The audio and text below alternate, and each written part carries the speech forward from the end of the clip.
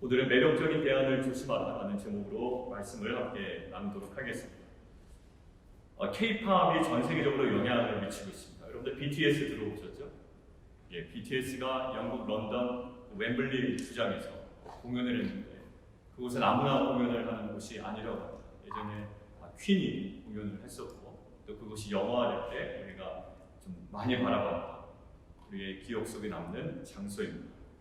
BTS뿐만 아니라 저는 몰랐는데 그렇게 많은 한국의 가수들이 해외에서 활동을 하고 또 유명한지를 몰랐습니다.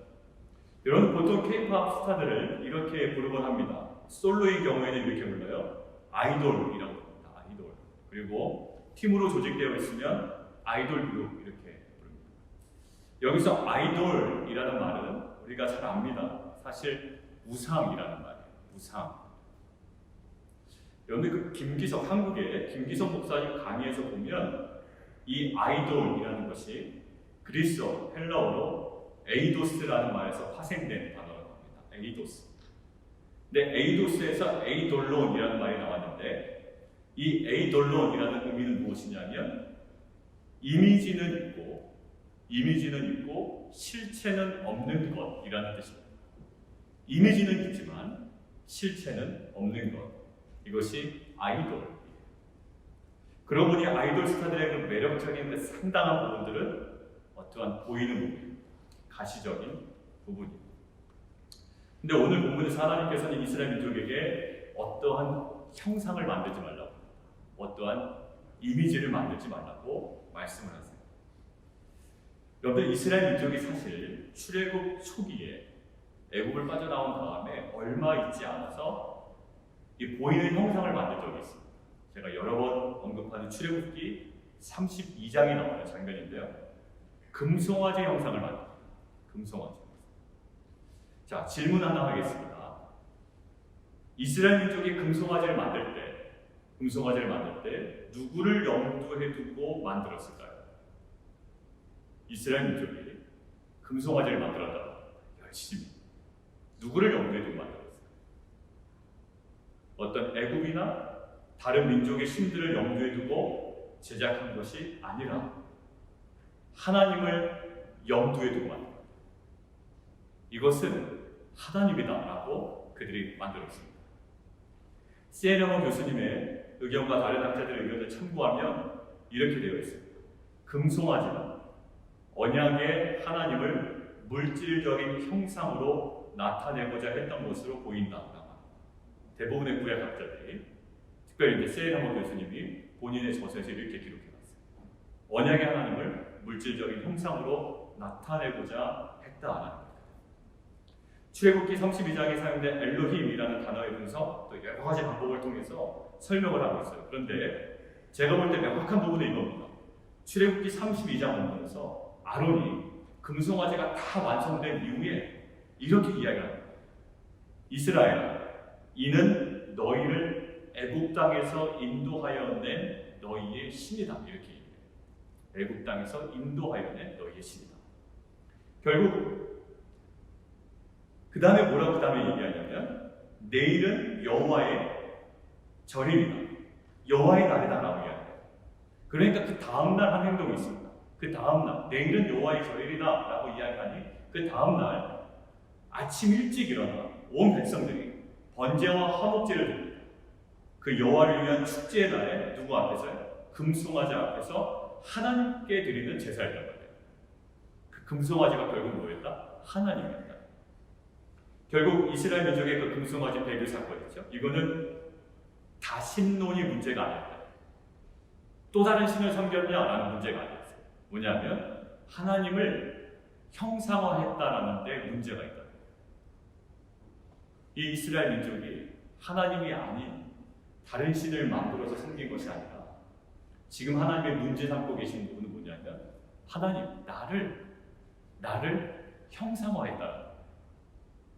이것은 신약시대를 살아가는 성도들에게 큰 도전이 됩니다. 왜냐하면 우리가 사실 다신론에 빠지진 않는데 어느 누구도 저는 불교와 기독교에 걸쳐 있습니다. 이렇게 얘기하신 분 없어요. 저는 알라와 이 기독교에 걸쳐 있습니다. 이슬람과 기독교에 걸쳐 있습니다. 저는 다른 종교와 함께 기독교를 믿습니다라고 이야기하시는 분이 없단 말입니다. 그런데 이런 분들은 있고 이런 경향은 있어요.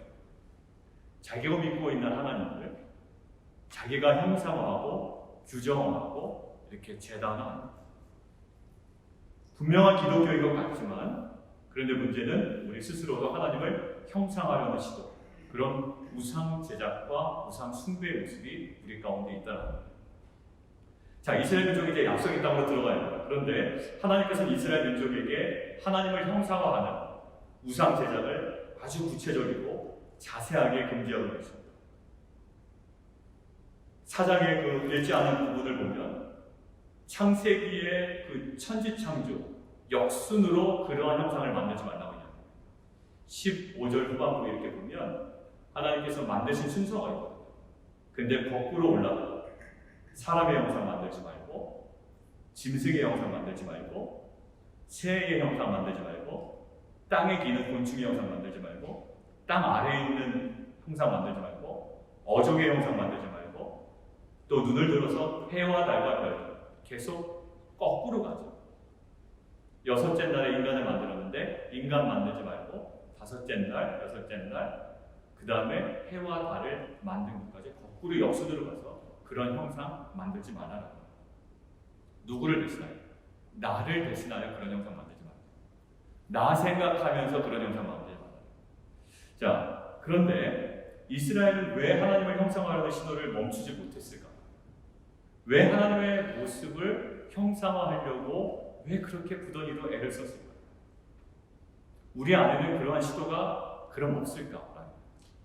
자, 그렇다면 하나님을 형상화하려는 그 이유가 무엇인지 우리가 살펴보기를 원합니다. 그리고 우리 안에 우리도 모르게 하나님을 형상화시켜 놓은 그 우상들은 없는지 좀 들춰내고 좀 정리해 나가는 시간이 되기를 원합니다. 자, 오늘 하나님의 형상화 첫 번째는 이겁니다. 첫 번째, 하나님의 형상화는 자기 중심성에서 출발합니다. 하나님의 형상화는 자기 중심성에서 출발합니다. 오늘 본문 15절에서 16절 우리 성경책을 보시면서 함께 읽도록 하겠습니다. 오늘 15절에서 16절 같이 한번 읽을까요? 시작. 여호와께서 호렙산 불길 중에서 너희에게 말씀하시던 날에 너희가 어떤 형상도 보지 못하였은즉 너희는 깊이 상가라. 그리하여 스스로 부패하여 자기를 위해 어떤 형상대로든지 우상을 새겨 만들지 말라. 예, 거기까지. 우상을 새겨 만들지 말라. 너희들은 어떤 형상도 보지 못하였다는 것을 꼭 기억해라 라는 거예요. 이스라엘 너희는 내 형상을 본 적이 없다. 그러니까 보지 못한 것 꼭 기억해라. 12절에도 동일한 메시지를 주셨거든요. 12절에 보면 여호와께서 불길 중에 너희에게 말씀하시되 음성뿐이므로 너희가 그 말소리만 듣고 형상은 보지 못하였느니라. 이것을 여러 번 지금 강조하십니다. 자, 굉장히 하나님께서 반복적으로 보지 못한 부분을 강조하고 계시다. 그러시면서 말씀하시는 거예요. 너희가 나를 보지 못했으니 어떤 형체로든지 만들지 말라라고 이야기합니다. 이제 더욱 분명해졌습니다. 우상 제작 금지 조항은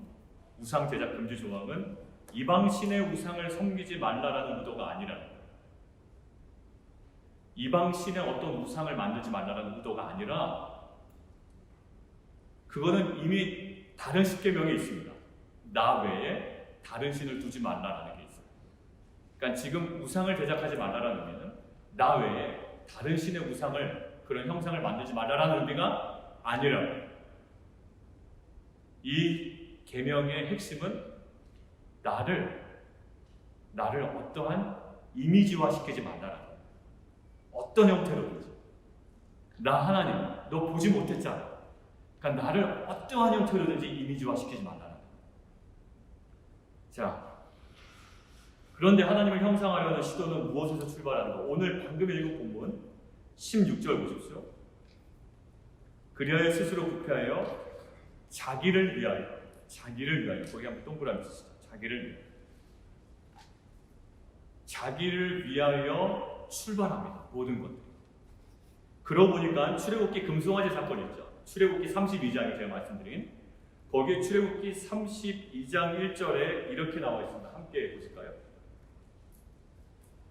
자, 출애굽기 32장 1절 함께 읽습니다. 시작. 백성이 모세가 산에서 내려오기 더딤을 보고 모여 백성이 아론에게 이르러 말하되 일어나 우리를 위하여 우리를 인도할 신을 만들라. 거기 보면 출애굽기 32장에 보면 뒤에 보이시죠? 우리를 위하여. 이들이 뭔가 하나님을 형상화할 때 간절한 바람이 있습니다. 무엇이 출발해요? 우리를 위하여 좀 만들어달라. 우리를 위하여. 자, 출애굽기 32장 7절에서 8절 하나님께서 이 모든 것들을 보시고 책망하시면서 말씀하시는 거예요. 함께 읽겠습니다. 시작. 여호와께서 모세에게 이르시되 너는 내려가라. 내가 애굽 땅에서 인도하여 낸 내 백성이 부패하였다. 그들이 내가 그들에게 명령하기를 속히 떠나 자기를 위하여 송아지를 구워 만들고. 하나님이 지금 보고 계시는 거예요. 얘네들이 하나님을 형상화한다는 것이 뭐가 그렇게 나쁘겠습니까? 하나님을 믿기를 원하는 거 아니에요? 하나님을 더욱더 잘 믿어보려고 그런 거 아닙니까? 그런데 그 심중에 보니 하나님 자신을 형상하려는 그 시도가 왜 시작한다고요? 자기를 위하여. 자기를 위하여. 출애굽을 주도하시고 10가지 재앙을 주도하시고 홍해의 기적을 베푸신 하나님을 그들이 신앙합니다. 믿습니다. 근데 그들을 더욱더 밑에서 강하게 움직이고 있는 것도 있다고. 뭐예요? 자기를 위하여. 자기 중심성. 하나님을 믿어도 자기를 위하여 믿는 거예요. 자기를 위해. 이 자기 중심성. 이것이 기독교를 기복적인 것으로 왜곡시키고 십자가 복음을 세속적인 복음으로 왜곡시키는 핵심적인 요인이 되는 겁니다. 사실. 뭐예요? 자기를 위해. 열심히 있는데 결국 근본은 자기를 위해. 자기 자식을 위해. 내 가정을 위해. 내 사업을 위하여 신앙하는 겁니다. 이것이 우상숭배. 하나님을 믿어요. 하나님을 형상한다고요. 그런데 근본은 자기를 위해. 여러분들 갈라디아서 우리가 묵상했습니다. 이렇게 되어 있어요. 그러므로 땅에 있는 지체를 죽이라. 곧 음란과 부정과 사욕과 악한 정욕과 탐심이. 탐심은 곧 우상 숭배입니다. 탐심이 뭘까요? 자기 중심성에 근거한 자기 욕심입니다. 그것들을 위하여 하나님을 형상화하는 거예요. 하나님을 만드는 거예요. 이렇게 해줬으면 좋겠는 거예요. 무엇이 근원입니까? 탐심, 자기를 위하여 자기 중심성. 인간의 마음속에는 이런 고백이 있습니다. 나를 위해서 하나님 일해 주셔야 되겠습니다. 우리를 위하여 하나님 이렇게 일해 주셔야 합니다. 라는 거예요. 기도도 그렇게 하죠. 또 그렇게 바라기도 합니다. 내가 얻고자 하는 것이 하나님을 통제하는 거예요. 내가 원하는 것을 가지고 하나님을 통제하려고 합니다. 나에게 유리한 상황과 결과를 위해서 하나님이 일하셔야 되는 거예요. 내게 유리한 상황을 위해서. 이것이 우상 숭배의 아주 첫 걸음. 자기를 위하여. 이방의 신들 여러분들 보면 자신의 욕망을 그들의 신들에게 투영시켜 놓은 것들이 굉장히 많아요. 풍요의 신이죠. 하나님이 아니에요. 풍요의 신, 지혜의 신, 전쟁의 신, 곡식의 신, 술의 신, 아름다운 미의 신들이요. 결국 뭘까요? 자신들이 취하고 싶은 것만 그것이 목적이 되어서 신으로 그냥 만들어 놓은 거예요. 자신들을 위하여. 자신들을 위하여. 기독교 신앙에서 이 자기중심성이 제거되지 않으면 종교 중독이 됩니다. 종교 중독이 돼요. 열심히 있어요. 근데 중독이 됩니다. 예전에 김양재 목사님께서 어느 본문인지 한번 설교하시다가 제가 들은 기억이 있는데 예배 중독 증세도 나타납니다. 예배 중독. 여러분들 사울왕이 자신에게서 민심이 떠나가는 것을 보죠. 그것을 보고 자기를 위하여 제사장을 대신하여 제사를 드려요. 자기를 위하여. 왜냐하면 민심이 떠나가니까. 그 떠나는 것을 두려워서 자기를 위하여 제사를 드립니다. 제사라는 거룩한 종교적인 수단이 있었습니다. 그런 행위가 있었어요. 거룩한 행위입니다. 그런데 그 제사는 사울에게 우상에 불과할 뿐이에요. 왜요? 자기를 위해서 드렸거든요. 하나님이 원하신 제사도 아니에요. 그런 방법도 아니었다. 단지 민심이 떠나가는 것을 두려워하는 자신을 위하여 드린 예배 우상에 불과했다. 출애굽기 32장 이스라엘 민족의 모습을 보면 비슷합니다. 뭐라고요? 일찍 일어난다. 다음 날이 여호와의 절이리라 라고 했더니 그 다음 날 백성들이 일찍 일어난다. 그래서 번제를 드리고 화목제를 드리고 백성이 앉아서 먹고 마시며 표현이 뭐로 되어 있냐면 뛰놀더라 이렇게 되어 있습니다. 아마 격한 찬양도 하고 그랬던 것 같아요.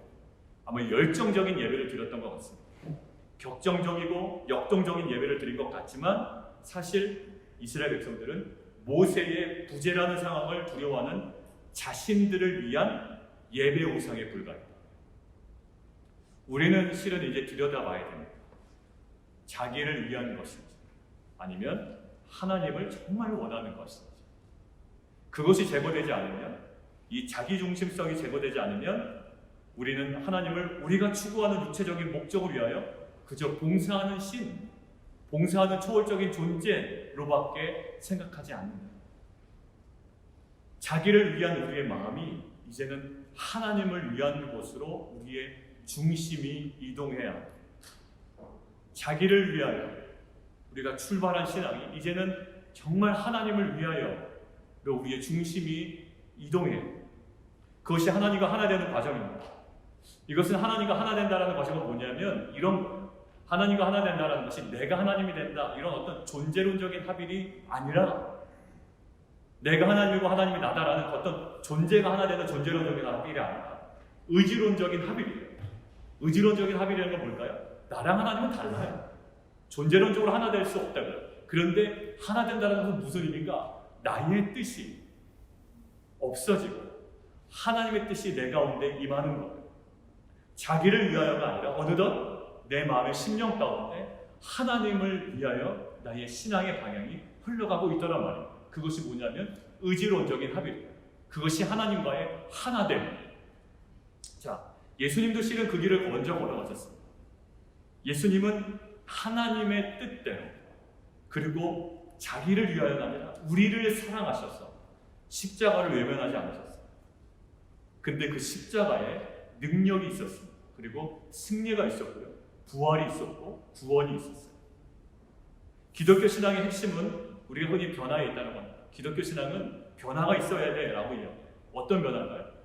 내가 예수를 잘 믿으니 사업이 변화되고 가정이 변화되고 자녀가 변화되는 것, 이것이 기독교 신앙의 실은 한 부분일 수는 있지만 핵심은 아니더라고요. 기독교 신앙의 핵심은 무엇일까요? 내가 예수를 믿었더니 내가 변화된다. 자기를 위하던 내가 어느덧 이웃을 원하게 되고 이웃을 위하게 되고 내가 꿈꾸지 못했던 하나님의 나라의 비전을 가지고 내가 하나님께 나아가더란 말입니다. 기독교 신앙의 핵심은 나의 열심인 기도와 내 열심인 예배로 내 주변이 어떻게 변했느냐 나의 문제가 아니라 내가 어떻게 변해갔느냐라는 겁니다. 그래서 예수님께서 제자들에게 말씀하십니다. 참된 제자가 되려면 어떻게 하라고요? 자기중심성을 깨야 된다. 자기를 부인하고 날마다 자기 십자가를 져야 된다고 말씀하십니다. 우리들도 우리의 신앙에 동기를 점검하는 은혜가 있기를 원합니다. 그 동기 속에 자리 잡고 있는 그러한 자기중심성이 있다. 그거를 깨고 자기를 부인하고 하나님을 형상화하는 그 우상제작에서 벗어나서 하나님의 말씀 중심으로 세워져가는 귀한 공동체와 귀한 성도님들 되시기를 원합니다. 첫 번째는 하나님의 형상화는 자기 중심성에서 출발한다 라고 나눴습니다. 두 번째는 이겁니다. 하나님의 형상화는 하나님 규정화로 더 견고해집니다. 하나님 형상화는 하나님 규정화로 견고해집니다. 오늘 본문 16절에 이렇게 표현되죠. 자기를 위해 어떤 형상대로든지 우상을 새겨 만들지 말라 이렇게 되어 있습니다. 우상을 새겨 만들지 말라. 그리고 오늘 본문 25절 한번 보십시오. 25절에도 비슷한 표현이 있습니다. 무슨 형상의 우상이든지 조각하지 말아라. 조각하지 마라. 새겨 만들지 말아라. 조각하지 말아라. 무엇인가를 새겨 만들고 조각하려면 그 행위를 하는 자의 의도가 그 조각을 당하는 그 대상에게 반영되기 마련입니다. 내가 무엇을 조각한다, 새긴다라고 했을 때 그 작품 속에 그 무엇을 새기고 조각하는 자의 의도가 충분히 반영됩니다. 얼굴을 조각할 때도요, 눈을 크게 하고 싶다, 그럼 눈을 크게 조각합니다. 입술을 두껍게 표현하고 싶다, 그럼 그렇게 표현해요. 화를 난 표정으로 조각하고 싶다, 그럼 화를 난 표정으로 화가 잔뜩 묻어있는 그런 얼굴로 표정합니다. 다분히 새기고 조각하는 자의 의도대로 만들어지게 되어 있다. 자, 하나님을 형상하는 것이 출발이 어디라고요? 자기중심성입니다. 그런데 이것이 더욱 심화가 되면 결국 하나님을 어떻게 해요? 자기의 의도와 자기의 생각대로 판단해서 규정해버리다. 하나님이 우리를 규정하셔야 되거든요, 사실. 그런데 어느덧 오히려 하나님을 우리가 믿는다고 하면서 그 하나님을 우리 스스로 규정하려고. 쉽게 볼 수 있는 이 규정화 작업은 어디 있을까요? 과거에 이렇게 하셨으니 이번에도 이렇게 하실 거야. 누가요? 하나님. 근데 하나님 그렇게 하신다고 이야기하셨습니까? 아니요. 그런데 왜요? 자기의 과거 경험으로 하나님 예전에 이렇게 하셨으니 이번에도 이렇게 하실 거야 라고 하나님을 스스로 규정화합니다. 깎아요. 새겨서 만들어 놓습니다. 하나님 예전에도 내가 범죄했을 때, 내가 이러한 일을 했을 때 눈 감아 주셨으니 아마 이번에도 눈 감아 주실 거야 라고 하나님을 규정화합니다. 지난번 전쟁에서 이러한 전술로 이기게 해주셨으니 이번에도 이러한 전술로 승리를 허락하실 거야. 하나님에 대한 규정화죠. 여러분 신명기 2장에 우리가 내용 기억하시죠? 하나님께서 이렇게 얘기하십니다. 내가 허락한 그 땅 왜 피하냐? 이렇게 얘기했어요. 야, 내가 언약의 땅을 허락해 줬는데 왜 그 땅을 피하냐? 아주 호되게 혼내시면서 너희 못 들어간다 라고 이야기하십니다. 그러면서 홍해길을 따라 광야로 다시 들어가라고 이야기했어요. 그랬더니 이 백성들의 반응이 있어요. 광야로 다시 들어가라고 이야기했는데 이 백성들이 하나님을 규정합니다. 어떻게 해요? 과거에 말씀하셨던 그 하나님을 딱 세워놓는 거예요. 본인들이 깎아놓은 그 하나님을 딱 세워놓고 그 하나님 말씀대로 어떻게 합니까? 다시 그 언약의 땅으로 들어가겠다고 이야기해요. 말씀은 들어가지 말고 지금 다시 광야로 들어가라고 하는데 하나님을 규정화시켜놔요. 뭐라고? 하나님께서 언약의 땅으로 들어가라고 하셨어 라는 것이. 그래서 성경에 뭐라고 써있죠? 경솔이 산지로 올라갔다고 되어 있어요. 경솔이. 그래서 죽임을 당합니다. 뭘까요? 규정화죠. 하나님을 규정화. 여러분들 모세의 무리와 사건 기억하시죠? 제가 지지난주에 말씀드린 것처럼 사실 하나님 규정화 작업이에요. 모세 입장에서. 예전에 바위를 2번 치심으로 하나님께서 물을 내셨다.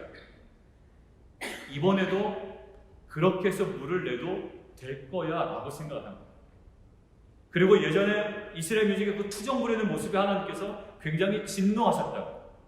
그러니까 지금도 아마 하나님 그런 마음으로 진노하실 거야 라는 하나님에 대한 규정화 작업이 다 끝난 상태예요. 모세. 아, 그때 2번 치라고 하셨으니 지금도 2번 쳐도 돼. 그리고 하나님 그때 이스라엘 민족 투정 부릴 때 굉장히 화나셨거든. 그러니까 아마 하나님 지금도 화나셨을 거야 라고 하나님에 대한 규정화 작업 다 끝나갔어. 그리고 그렇게 행동합니다. 2번 명하라고 했는데 2번 세게 칩니다. 이스라엘 백성 앞에 모세는 어떤 하나님을 지금 만들어놨어요? 인상 쓰고 계신 하나님을 깎아 만들어서 보여주고 하나님 지금 이렇게 화나셨다. 하나님 이렇게 화나셨다. 그런데 하나님은 막상 그 장면에서 그러지 않으셨어요. 오히려 하나님은 그 규정화한 하나님께서 모세에게 말씀하십니다.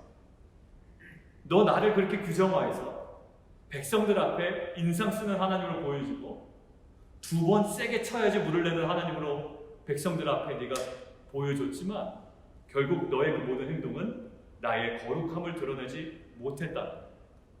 하나님에 대한 그 규정화 작업이 결국 하나님을 거룩하게 드러내지 못한 거예요.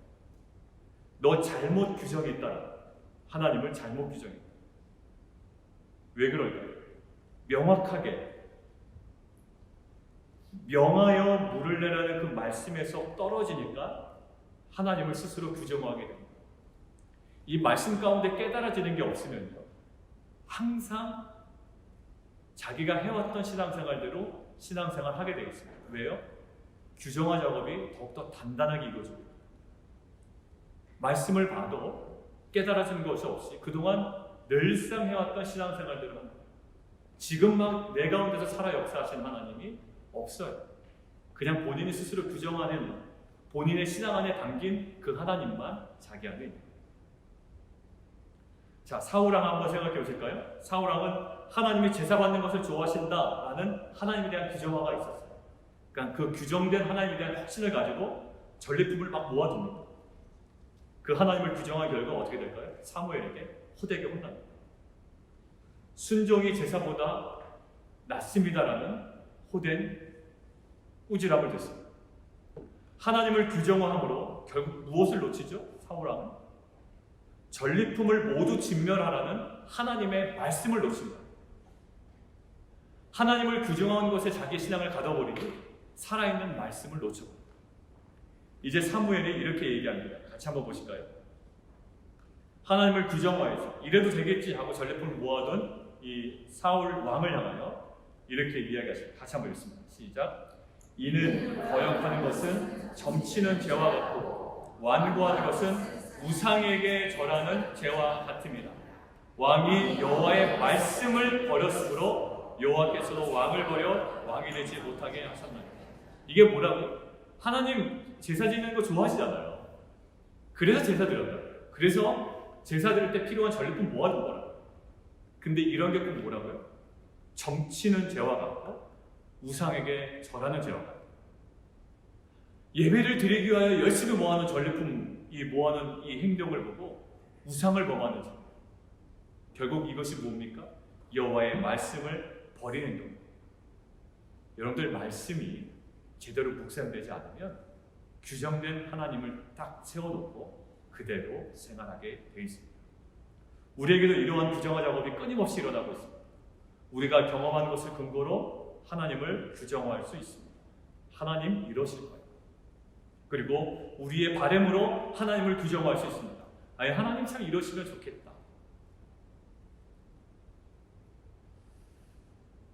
규정화 작업은 실은 인격적인 하나님, 말씀하시는 하나님을 우리가 원하는 형상 안에 제한시키는 그런 우상화 작업입니다. 모세가 2번 명하라는 말씀 앞에서 멀어질 때 과거의 경험으로 하나님을 규정하고 세게 때려버립니다. 사울왕이 전리품을 진멸하라는 말씀에서 멀어질 때 더 좋은 곳으로 제사를 드리면 하나님을 좋아하실 것이야 라는 자기 확신으로 하나님을 규정해요. 띄워놓고 보면 다 맞아요. 하나님 좋아하시는 거예요. 그러나 자기 하나님을 규정화하는 우상화 작업에 불과하다. 하나님을 규정화하는 우상화 작업에 빠지지 않기 위하여 우리는 말씀에 살아 있어야 합니다.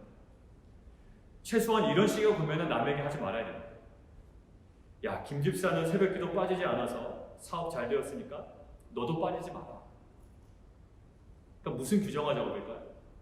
너 새벽기도 나오면 김 집사처럼 하나님께서 사업 잘 되게 해주실 거예요. 언제 누가 얘기하던가요? 하나님이 그렇게 보장하셨습니다. 과거의 경험을 가지고 남에게 권면합니다. 내가 규정한 하나님, 그 사람 새벽기도 나오는 거 보니까, 그래서 사업 잘 되는 거 보니까 너도 잘 될 거야. 새벽기도 나와. 여러분 그러면 어떻게 될까요? 이렇게 하는 거예요. 김 집사님 새벽기도와 묵상을 통해서 주신 말씀이 있는데 그 말씀에 순종하다 보니 이러한 은혜를 경험하게 된 것 같아. 이 집사님, 하나님께서도 이 집사님에게 하나님께서 분명히 말씀하실 겁니다. 그 음성을 듣기 위해서 함께 우리 말씀 묵상해 보십시다. 말씀하시는 하나님께로 인도하는 것, 결국 해결은 누가 해주셔야 됩니까?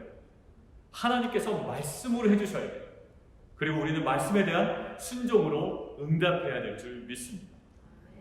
여러분들 사도 바울이 교회들을 개척하고요 떠날 때 이렇게 얘기합니다. 이렇게 얘기하지 않는다.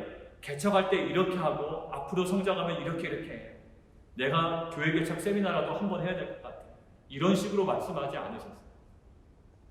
하나님은 이러신 분이야. 교회 개척할 때 이런 방법 또 꼭 주의해야 된다. 이러면 하나님 이런 복을 너희에게 허락해 주실 거야. 이 방법대로만 해. 라고 이야기하지 않으셨어요.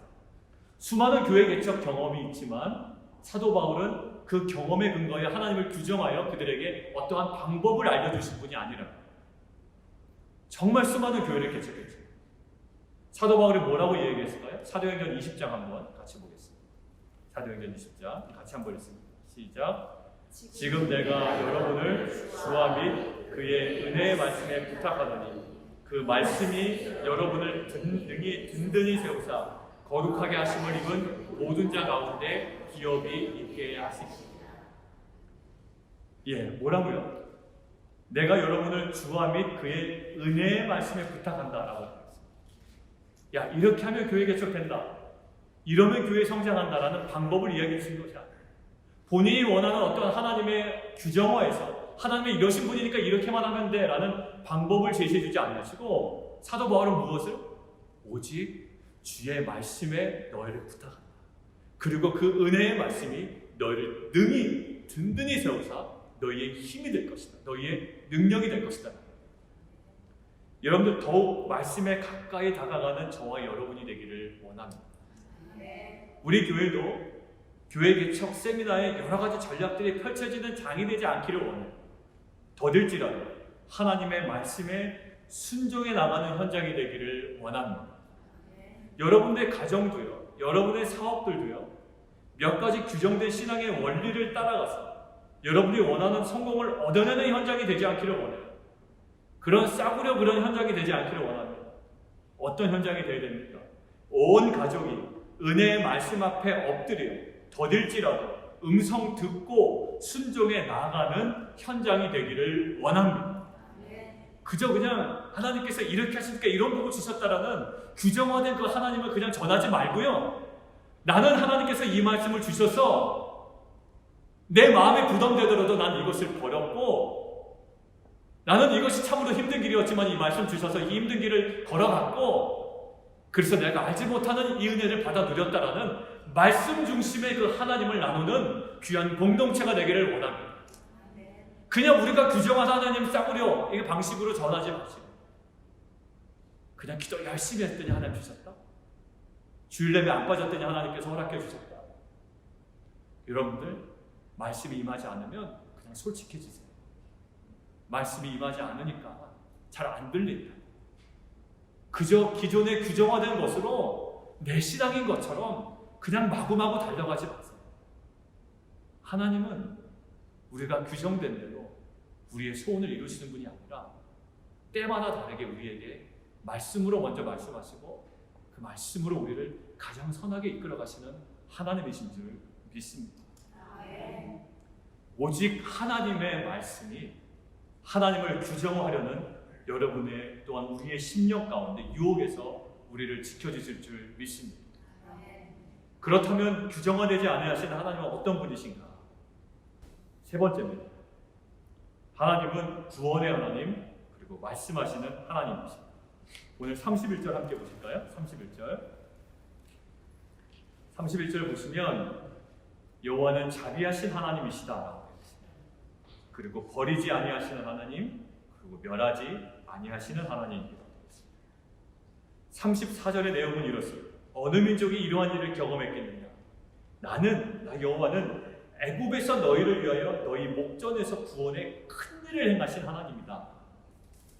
37절 나는 너희 조상들을 너무나도 사랑했기에 큰 권능으로 너희를 애굽에서 나오게 했다라고 이야기합니다. 구원의 하나님. 38절 너희보다 강한 위대한 민족들을 동일하게 지금 쫓아내고 오늘까지 너희를 인도해낸 하나님이다. 근데 그런 구원의 하나님은 어떠한 분이시라고요? 12절에서 이야기한 것처럼 불길 중에서 너희에게 말씀하시되 음성뿐이셔서 말소리만 들리고 형상은 보이지 아니하시는 하나님. 그리고 15절 어떤 형상도 보지 못했지만 말씀하셨던 하나님. 그리고 31절 후반부에 조상들에게 맹세하신 언약을 잊지 아니하시는 하나님. 그래서 40절에 이렇게 말씀하십니다. 40절 함께 봉독하겠습니다. 시작. 오늘 내가 내게 명령하는 여호와의 규례와 명령을 지키라. 너와 내 후손이 복을 받아 내 하나님 여호와께서 내게 주시는 땅에서 한없이 오래 살리라. 예. 여러분들, 하나님은 뭐라고 규정하실 수 있는 분이 아닙니다. 김집사 새벽기도 열심히 나가서 사업 잘 됐다고 이집사 새벽기도 열심히 나가서 사업 잘 되게 해주시라는 그런 규정된 하나님이 아니라고. 하나님은 꼭 말씀으로 이끌어 가시는 하나님. 하나님이 때로는 홍해를 가르셨지만 때로는 요단강을 막으시면서 가시고, 때로는 진흙을 이기셔서 눈을 낮게 하시지만 때로는 말씀으로 눈을 보이게 하시는 하나님. 과거의 어떤 방식에 매이시는 하나님이 아니라. 그럼 우리는 어떤 하나님을 찾아가야 됩니까? 우리가 측량할 수 없고, 우리가 어떻게 묘사할 수 없고, 우리가 규정할 수 없고, 우리가 깎아낼 수 없고, 우리가 조각할 수 없는 살아계신 그 풍성한 하나님을 무엇으로요? 예, 말씀으로 만나야 할 줄 믿습니다. 여러분들, 찬송가 이렇게 되어 있어요.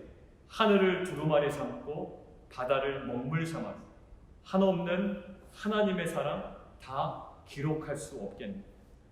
하나님의 크신 사랑 그 어찌다 쓸까?